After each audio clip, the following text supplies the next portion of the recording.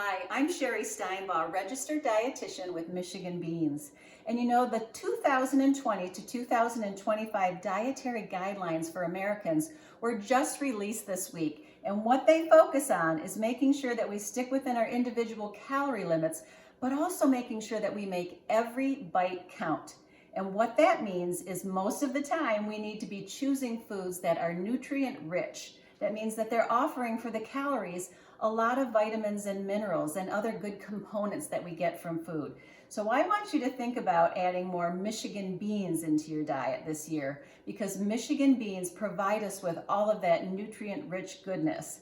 For example, potassium and fiber, which are two of the components in our diet, which are underconsumed by a lot of individuals.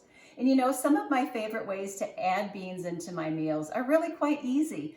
Try them for breakfast. You know, with scrambled eggs and some salsa and avocado in a wrap, you can make a great breakfast sandwich. I also love to put them on or in salads because they add a lot of protein and fiber, texture, and they make your salad really satisfying, as well as they soak up that good dressing that's on there. Another way is to make a dip. You know, use vegetables or whole grain crackers. We've got some great recipes on michiganbean.com. One of my favorites is a white bean hummus. You can also, use them in side dishes. Instead of your typical potato, maybe use some baked beans, some rice and beans, or just season some white beans. Really delicious side dish. Also easy assembly meals. I like to make easy tostados or tacos just with a can of black beans or refried beans.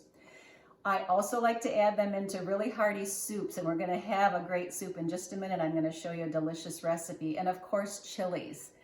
You can also add them to pasta. White beans are delicious with a pesto or a tomato sauce. Just replace the meat with them on occasion.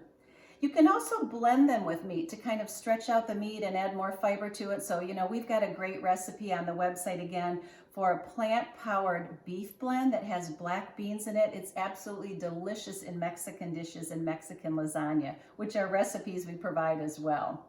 And then finally, think about them in dessert. I know that might sound strange, but we've got a delicious black bean brownie where we replace some of the flour with pureed black beans, and they are rich and delicious. So again, lots of recipe ideas for adding beans to your meals at michiganbean.com. But let me show you right now quickly two of the recipes that I've made today, which you can do at home and are going to be really good and healthy as you move into the new year. And again, think about making that every bite count for nutrition. So our first recipe here is a minestrone soup.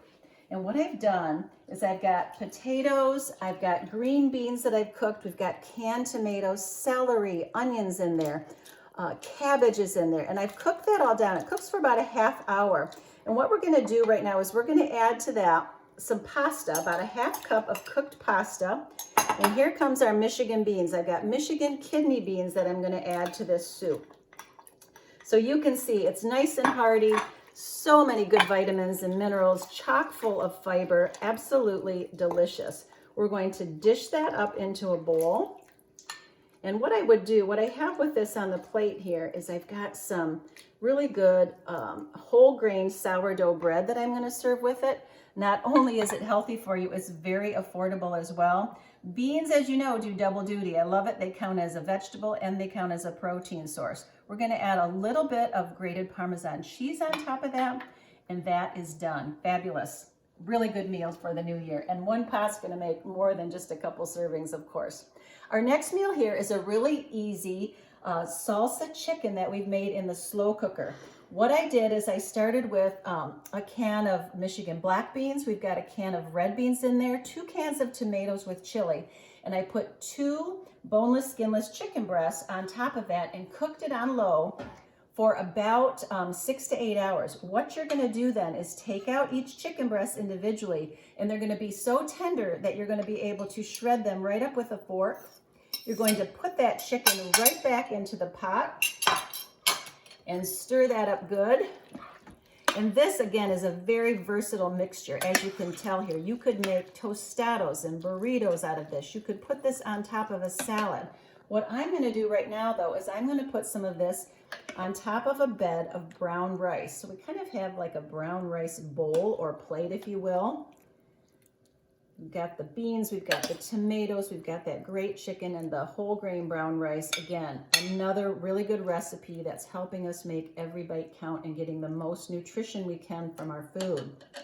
What I'm going to do then is bring that right over here.